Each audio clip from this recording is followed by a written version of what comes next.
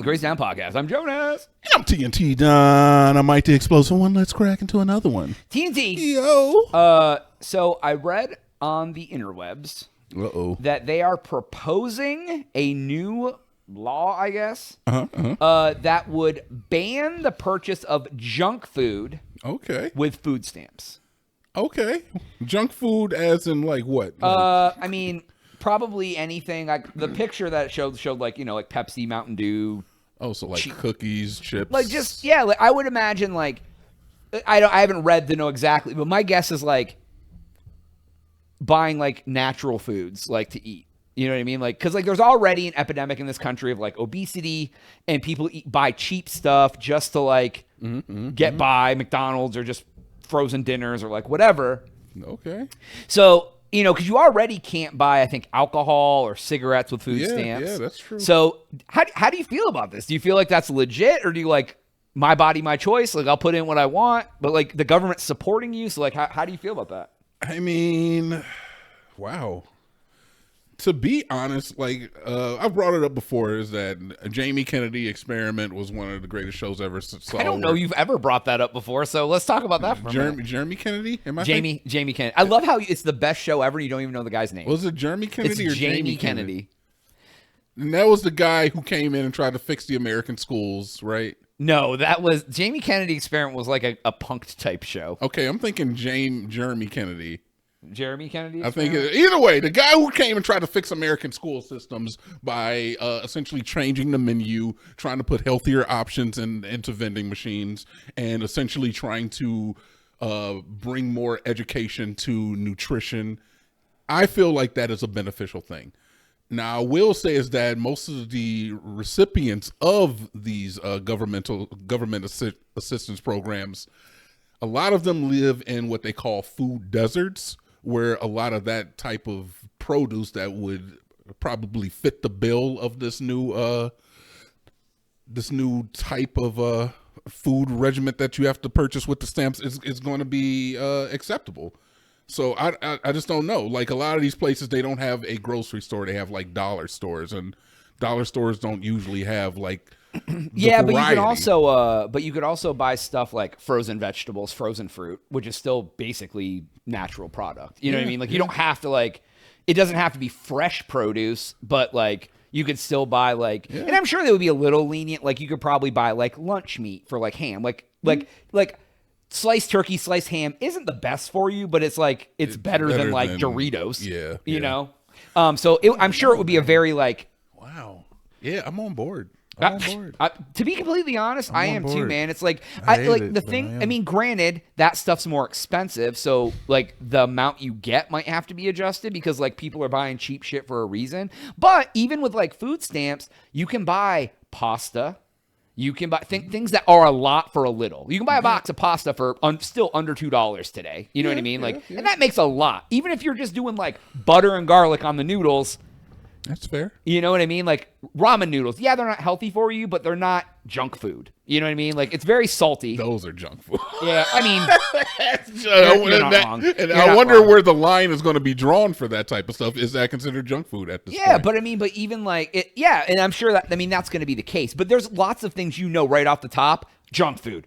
All chips, all candy. And like, and here's the thing. If you have to be on government assistance to support your family, why should you be allowed to buy a cart full of junk food instead of buying a cart full of nutritious food for them to like survive? That's not to say is that everybody's out here buying a cart full of junk food. Let's not put that on the people. But some people are. Some people do, but this is going to be the vast minimum, man. Like the average person is not just filling their cart with all junk food. A lot of people do, but most people I would even be cool to say, because they limited because you know how the food stamps work. It's like you check out, you swipe the card, it automatically knows what's covered and what isn't. And then when you're done, it's like you owe $30 or like whatever. Yep. So like I would even be okay with them saying like, hey, you get $800 a month for groceries. You can spend up to $100 on junk food. And once you hit that $100, you're done. So that way your kids still get cookies or Cheez-Its or crackers or like whatever, but you can't spend more than a certain amount, certain percent. Yeah. I mean, that's probably a good compromise there. Let's talk about the real, Jonas. Does this take the market price value of food stamps down? Probably. Because, like, look, man, I know, Jonas, you've never paid a woman's rent. Yes, All we right? established that on We Monday. established that you never paid for a woman's electricity bill or heating bill. That's perfectly fine. Have you ever bought food stamps off of a woman? This is next. It has to be a woman because you ain't buying. Who's buying food stamps off a guy? Where she's like, hey, my food stamp card has $200. Will you give me $100 cash and you can have it? That part. I've never done that. Jonas has never had any good pussy. All right, so look, I have definitely bought food stamps. All right, I have. Really? Yeah. You shouldn't talk about that. That's probably illegal. Shit, man, get out of here. Look, This is all for show. This is not reflective of what I bought them. I bought them. Okay. And look, either way, I definitely have. And if I were, like gated on what items I could buy, then look, man, it's 3 for 1 now. I'm going to be a hot take. I don't give a fuck about the market for selling your food stamps.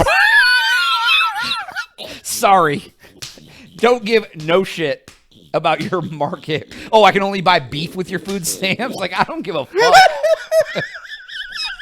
Sorry, you can't buy crack with your food stamp money now. I didn't buy crack, man. I just feel like someone who's selling their food stamps is buying something that Meth? they can't buy with food stamps. They might be buying meth, Jonas. Come on. They ain't paying their rent with it. Oh my God! Sometimes, you never know what purchases. Here's you the need. thing: if someone came to me and said, "I'll sell you my $800 food stamp card for $500 cash because I need to pay my rent," I would give them the money for their rent.